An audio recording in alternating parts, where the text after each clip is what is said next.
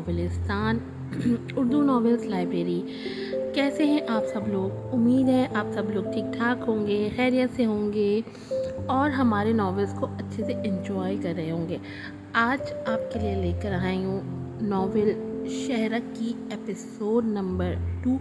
और मैं आपको बता दूँ आज इसकी 3 एपिसोड लगेंगी। आप चैनल विज़िट करते रहेगा। एपिसोड नंबर 2 अभी लग रही है, थोड़ी देर बाद 3 और 4 भी लगेगी। तो मरवा के तो एटीट्यूड ही कम नहीं हो रहे हैं और साइम बेचारा बावलों की तरह जो है ना वो पीछे भागता ही रह गया। और मरवा जो है ना ये जा वो जा, और जाते जाते $20 भी उसके मुंह पे मार के चले गए। So sad. Billionaire Saim Mardan और कोई उसके मुंह पर $20 मार कर चला गया। ओहो हो, ये क्या हो गया? चलें जल्दी से चैनल को सब्सक्राइब कर लें, वीडियो को लाइक कीजिएगा, शेयर कीजिएगा और अच्छे से रिव्यूज़ भी दीजिएगा। पढ़ते हैं अपनी एपिसोड की तरफ। शहरक एपिसोड नंबर 2। राइटर हैं अनीता।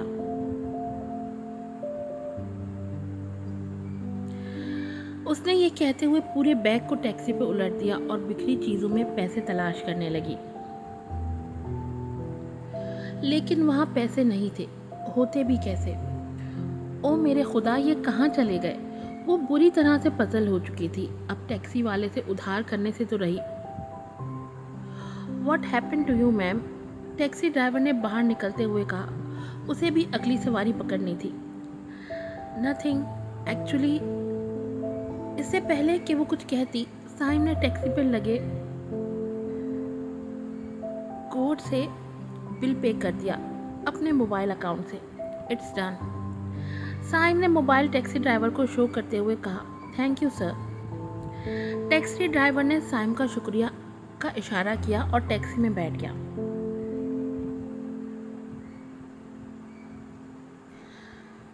मरवा ने जल्दी से अपनी चीज़ें टैक्सी से उठाई। ये आपने क्यों पे कर दिया? मरवा तेजी से बोल रही थी क्योंकि उसे देर हो रही थी। क्योंकि आपके $20 मेरे पास अमानत थे। साइम ने $20 का नोट मरवा को थमाते हुए कहा, ये ले। लेकिन $60 तो आपने पे कर दिया। आप मुझे बाकी के पैसे वापस कर दें। वो समझ चुकी थी कि ये पैसे वो वहाँ छोड़ आई थी। नहीं, ऐसी कोई बात नहीं। ये रकम इतनी बड़ी नहीं कि आपको वापस करनी चाहिए। आपके लिए इतना तो कर ही सकते हैं। मरवा को साइम की ये बात हजम नहीं हुई थी। इससे पहले भी वो उसको ताड़ रहा था, जो उसे बिल्कुल भी अच्छा नहीं लगा था। इस बात का क्या मतलब है? और आप मुझ पे इतनी मेहरबानियाँ किस लिए कर रहे हैं? आप जैसे अमीरजादों को मैं बहुत अच्छे से जानती हूँ। ये $20 भी अब आप ही रखो। उसने $20 का नोट साइम की तरफ फेंक दिया। इमिग्रेशन के चक्करों में वो काफ़ी अमीरजादों से धोखा खा चुकी थी। सैलरी के चक्करों में वो जॉब करती और जब सैलरी की बारी आती तो ये कहकर टाल दिया जाता कि आपका स्टडी पीरियड था। ये पैसे आपके हैं और मैं क्यों रखूँगा? साइम ने नोट को पकड़ते हुए कहा, और मुझे नहीं पता कि आपके दिमाग में क्या चल रहा है, लेकिन मैं सिर्फ ये अमानत आप तक पहुंचाने आया हूँ और ये रही आपकी स्टूडेंट आईडी। साइम ने दोनों चीज़ें मरवा को थमाई। Take care. साइम से किसी लड़की ने ऐसे बात नहीं की थी। वो हमेशा से अपने इर्द गिर्द हर लड़की का आइडियल रहा है, लेकिन फिर भी वो कुछ कहे बगैर वहाँ से चला गया। उसे भी मरवा की बात पसंद नहीं आई थी। साइम का ताल्लुक एक अपर क्लास फैमिली से था और उसकी पैदाइश भी कनाडा की थी। उसके वालिद हारून मर्दान का नाम टॉप बिजनेसमैन की लिस्ट में आता था।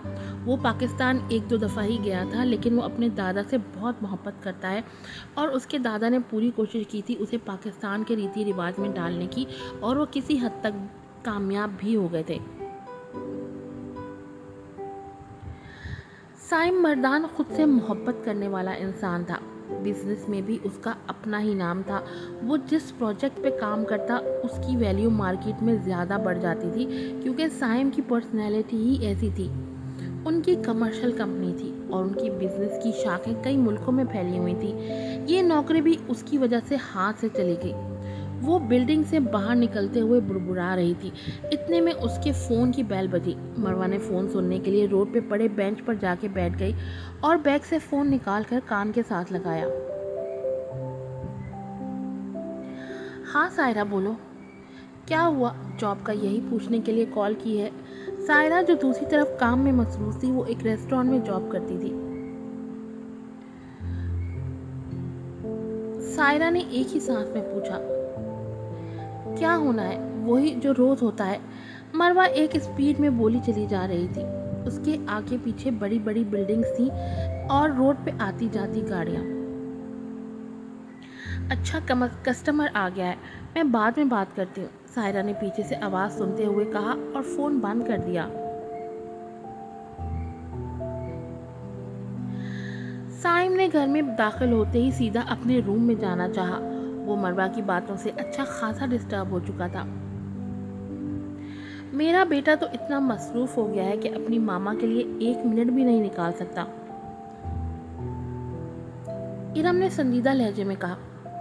वो जो सीढ़ियों से ऊपर जा रहा था, अभी उसने कदम ही रखा था कि वापस आ गया। इतनी स्वीट और यंग मॉम के लिए कैसे कोई टाइम नहीं निकाल सकता। साइम अच्छे से जानता था कि उसे अपनी मामा का मूड कैसे ठीक करना है। साइम ने इरम को सर पे बूसा देते हुए कहा, तुम्हें पता है ना कल महरोश आ रही है, तो कल के दिन के लिए ऑफिस को ना कर दो। इरम ने साइम के हाथों पे थपकी दी। साइम उनके मुकाबिल आके बैठ गया। मॉम, ये बात मैं आपको कई दफ़ा कह चुका हूँ, मुझे उसमें कोई इंटरेस्ट नहीं है। जब तुम्हें कोई लड़की भी पसंद नहीं है तो फिर इसमें क्या मसला है? वो कल सुबह की फ़्लाइट से आ रही है, मैं अब कुछ ना सुनूं, इरम ने सख्त लहजे में साइम को समझाते हुए कहा। और तुम दोनों में तो इतनी अच्छी अंडरस्टैंडिंग है, तो फिर क्या मसला है?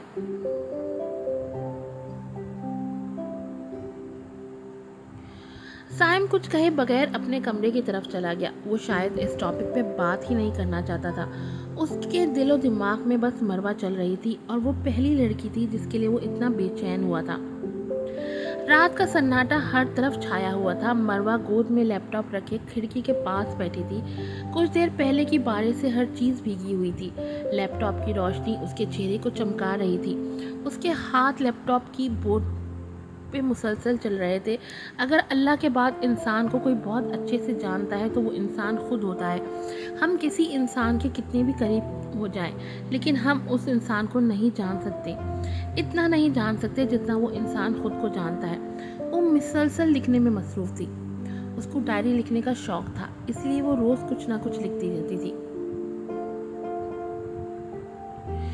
शायद वो जानता नहीं है वो किससे बात कर रहा है। उसे बोलो दूसरी तरफ उसका बाप है। साइम मर्दान उसने मोबाइल को दीवार के साथ मारा और टेबल को जोर से हिट किया।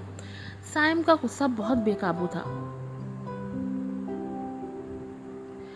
क्या मरवा का फ़ोन नहीं आया आज? अमजद मियाँ पानी का गिलास हाथ में पकड़े बेड पर बैठे हुए थे। उनकी आंखों से बुढ़ापा छलकता था। वो कमज़ोर जिस्म के मालिक थे। अली से पास ही बैठी हुई थी। उनका घर थोड़ा पुराना था, छोटा था, पर दोनों बहनों ने फूलों और पौधों से सजा रखा था। सुबह मेरी उससे बात हुई थी, वो ठीक है, अब उसकी फिक्र मत किया करें दादा जान, और कह रही थी कि आज नौकरी मिल जाएगी।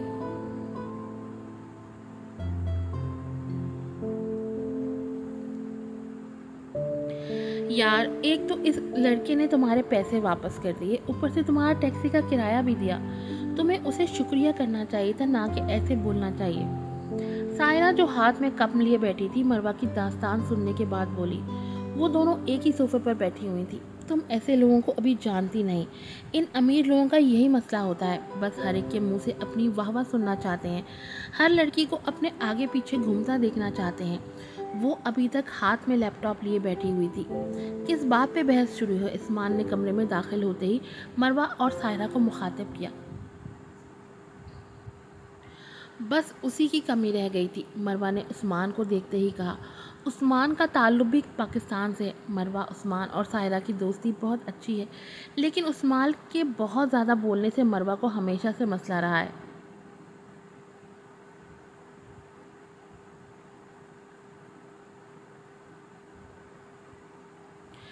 सर्दी की वजह से उस्मान ने अपने आप को पूरा कवर किया था।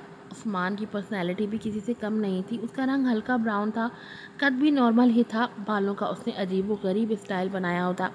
वो हर वक्त लोगों को हंसता हंसाता रहता था। सायरा, तुम देख लो इसे। उस्मान ने एक नज़र सायरा को देखा। तुम्हें नहीं लगता इसने बताया नहीं आज मैं क्यों आया हूँ? बताने की क्या ज़रूरत है, मुझे पहले ही पता है तुम यहाँ बस दिमाग खाने आए हो। मरवा जानी ये तुम्हारी जॉब का बंदोबस्त करके आ रहा है। सायरा ने मरवा का लैपटॉप बंद किया और उसके साथ ही चिपक कर बैठ गई। शायद वो उसका रद्द अमल देखना चाहती थी। क्या सच में? वो ज़ोर से चिल्लाई। उसने मुड़कर सायरा को देखा। कहाँ पे और कैसे? वो उस्मान और सायना दोनों को ही बराबर देख रही थी। उसने लैपटॉप को साइड पे कर दिया था। मैं जिस फेरी में काम करता हूँ वहीं एक कैशियर की ज़रूरत थी। और बोलना मत, ये जॉब तुम्हें मेरे रेफरेंस से मिल रही है, उस्मान ने खुद को सराहते हुए कहा, जो टेबल की नुक्कड़ पर बैठा हुआ था। फेरी समंदर जहाज़ जैसी होती है, जिसे वाटर बोट भी कहा जाता है, और कनाडा में ज़्यादातर लोग फेरी के ज़रिए सफ़र करते हैं। और फेरी में तकरीबन हर किस्म की सहूलत मौजूद होती है। Shop, restaurant, cafe area. हाँ हाँ, नहीं भूलूंगी अगर ज़िंदगी में कोई एक अच्छा काम कर दिया, मरवा ने उस्मान को देखते हुए कहा। लेकिन पता नहीं वहाँ तुम्हें कैसे बर्दाश्त करूँगी। सही कहते हैं, किसी एहसान फरामोश पे एहसान नहीं करना चाहिए। अब इसी खुशी में मुंह मीठा करवा दो। उस्मान अब उठकर सामने पड़े सोफे में बैठा था, जो छोटा था।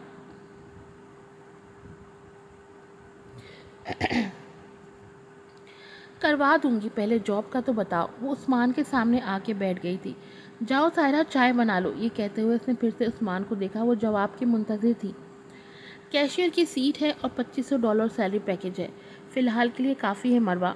सायरा, जो सामने किचन में चाय बनाने में मसरूफ़ थी, बोली। और ऐसी जगहों पे टिप्स भी बहुत मिलती हैं, है ना उस्मान? हाँ ठीक है, मैंने कब एतराज़ किया। मरवा अब दोबारा अपनी पुरानी जगह पर बैठ गई थी। सुबह से ही ज्वाइन करना है और सुबह थोड़ा जल्दी आ जाना।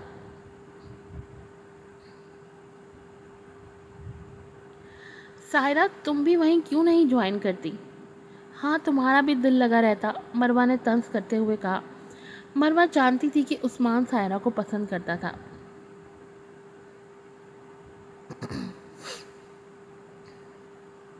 लगता है तुम्हें ये जॉब हजम नहीं हो रही, उस्मान ने मरवा को आंख के इशारे से चुप रहने को कहा। अगर इस प्रोडक्ट्स को हम और मुल्क में भी इंट्रोड्यूस करवाएंगे तो हमें काफ़ी प्रॉफिट हो सकता है। कनाडा में इसकी वैल्यू दिन ब दिन बढ़ती जा रही है। विशल ने फाइल को साइम के सामने रखते हुए कहा। वो न्यू प्रोडक्ट्स को अपनी कंपनी का टैग देकर मार्केट में लाते थे। विशल साइम की सेक्रेटरी थी। वो ब्लैक पैंट कोट पहने उसके सामने खड़ी थी। ये आप फाइल एक दफ़ा चेक कर लें। उसका ध्यान अभी भी मुसलसल मरवा में था और उसे खुद समझ नहीं आ रही थी कि ये उसके साथ हो क्या रहा है। सर, ये फ़ाइल चेक कर लें। विशल ने एक दफ़ा फिर साइम को मुखातिब किया, जो गहरी सोच में गुम हाथ में पकड़े बॉल पॉइंट को घुमाई जा रहा था। हाँ, क्या कहा? साइम का ध्यान विशल की किसी बात में नहीं था। वो फाइल अप्रूव्ड करनी थी। विशल साइम को सवालिया नज़रों से देख रही थी, क्योंकि इससे पहले साइम ने ऐसा कभी नहीं किया था। वो अपने काम को लेके हमेशा संजीदा रहता था। वो काम को एक साइड पर जबकि बाकी दूसरी चीज़ों को दूसरी साइड पे रखता था। उसने काम के बारे में कभी लापरवाही नहीं की।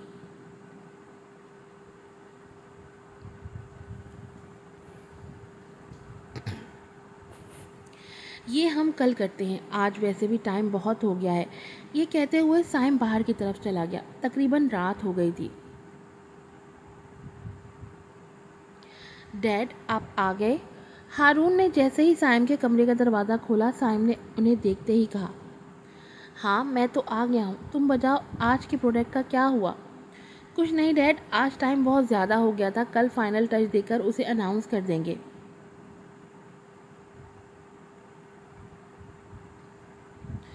वो सामने बेड पे बैठा था। उसके हाथ में एक पुरानी सी डायरी थी जिसे वो अक्सर पढ़ता था।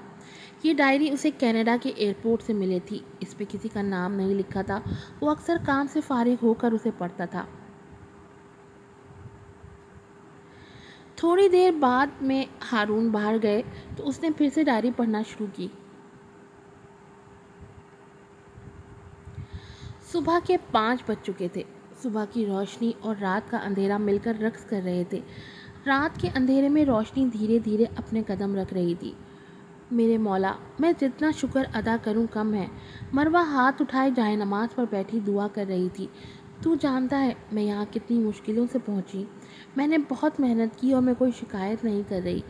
आप से बस मुझे इस काबिल बना दें कि अपने साथ जुड़े रिश्ते के लिए खुशी का बायस बन सकूं।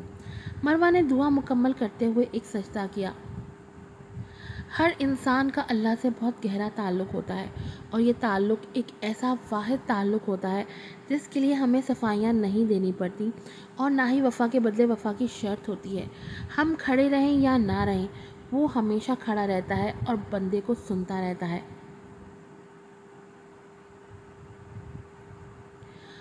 साइम बेटा, आज की मीटिंग तुम देख लेना, मैं थोड़ी देर से ऑफिस आऊँगा, हारून ने साइम को मुखातिब करते हुए कहा, जो कि खाने की टेबल पर बिल्कुल उनके सामने बैठा था।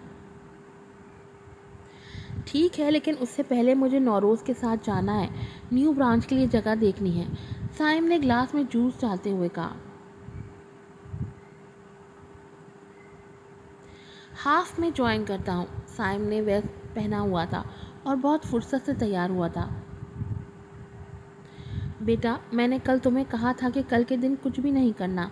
इतने में इरम बोली, तुम्हें महरोज को लेने जाना है। मेरी प्यारी मॉम, मैंने फेरी के सीट्स बुक कर ली हैं। विक्टोरिया में एक ज़रूरी काम है और वैसे भी उसने उधर ही आना है ना, तो मुलाकात हो जाएगी। साइम ये कहते हुए अपने रूम की तरफ चला गया। साइम आज उसी फेरी में सफ़र करने वाला था जहाँ मरवा को जॉब मिली थी।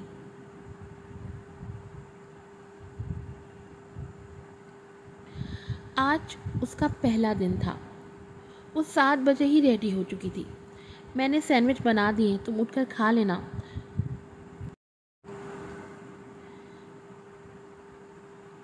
मरवा शीशे के सामने खड़ी अपने कोट को देख रही थी। उसने मल्टी कलर का टॉप और जीन्स पहनी थी। सुर्ख रंग की बॉबल कैप सर पर पहनी थी जो उसे बहुत सूट कर रही थी, जिसे हम गरम टोपी कहते हैं। तुम्हारा आज पहला दिन है, मेरा नहीं। मेरी नींद क्यों ख़राब कर रही हो? लाइट बंद कर दो, सायरा ने यह कहते हुए करवट बदली। बस जा रही हूँ, सोती रहो तुम।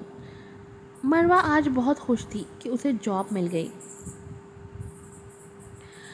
हाँ, बस आधे घंटे तक पहुँच जाऊँगा, ये कहते हुए साइम ने फ़ोन को एक तरफ रखा और ड्रेसिंग से सफ़ेद कलर की जैकेट निकाली और उसे पहनने लगा।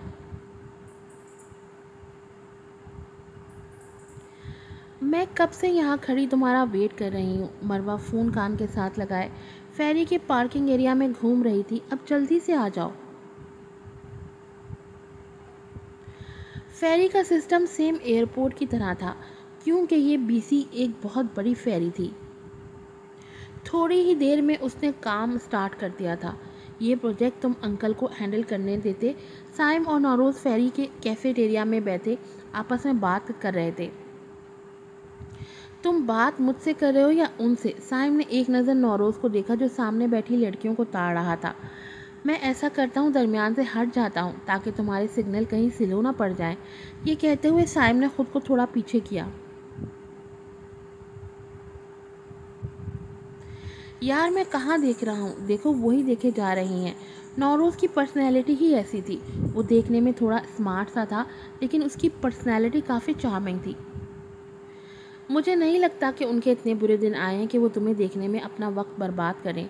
साइम ने सामने बैठी लड़कियों को देखते हुए कहा, जो मुसलसल साइम को लिफ्ट दे रही थी।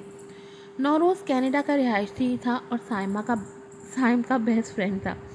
साइम अपने दिल की हर बात नौरोज़ से शेयर करता था। दोनों की दोस्ती बहुत पुरानी थी। चलो आओ, कुछ शॉपिंग कर लेते हैं। वैसे भी अभी आधा घंटा है विक्टोरिया में पहुंचने के लिए। नौरोज़ ने सामने वाली शॉप की तरफ इशारा किया जो ज़्यादा दूर नहीं थी। हाँ, चलो चलते हैं, ये कहते हुए साइम अपनी कुर्सी से उठा। उसने अपनी कॉफ़ी वहीं पर रख दी थी। दोनों शॉप में पहुंच चुके थे। साइम शर्ट्स चेक कर रहा था कि इतने में मरवा की नज़र साइम पर पड़ी। इससे पहले कि साइम उसे देखता, उसने न्यूज़पेपर अपने मुंह के आगे रख लिया। शायद वो नर्वस हो गई थी। साइम को एक शर्ट पसंद आ गई थी, जिसको पैक करवाने के बाद वो काउंटर पर पहुंचा, लेकिन मरवा न्यूज़पेपर मुंह के आगे रखे उससे अपना चेहरा छुपा रही थी। शायद वो उसे शो नहीं करवाना चाहती थी कि वो यहाँ जॉब करती है। बिल इट, साइम ने कार्ड आगे बढ़ाया, पर मरवा में कोई हलचल नहीं हुई। साइम ने 2-3 दफ़ा ये बात कही थी। जब आगे से कोई रिप्लाई नहीं आया, साइम ने फिर से वही अल्फाज दोहराए, हेलो मिस बिलेट प्लीज़। साइम ने जब 2-3 दफ़ा ये बात दोहराई तो उस्मान जल्दी से काउंटर पर आ गया। मरवा, ये तुम क्या कर रही हो? आज तुम्हारा पहला दिन है और तुम खबरें पढ़ने में मसरूफ़ हो गई। उस्मान के मुंह से मरवा का नाम सुनते ही साइम चौंक गया। मरवा के पास कोई ऑप्शन नहीं था। उसने फ़ौरन से न्यूज़पेपर नीचे रखा और साइम के हाथ से शॉपिंग बैग पकड़ा। हाँ उस्मान, मुझे न्यूज़पेपर पढ़ने का बहुत शौक़ है, क्या तुम नहीं जानते? उसने साथ ही उस्मान को जवाब दिया, इधर करें। सॉरी सर, उस्मान ने साइम को मुखातिब करते हुए कहा, तुम्हें मैं बाद में देखता हूँ। ये कहते हुए वो वहाँ से चला गया।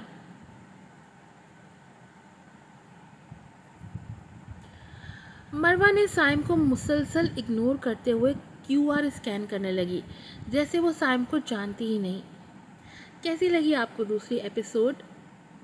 उम्मीद है आपको पसंद आई होगी। एपिसोड के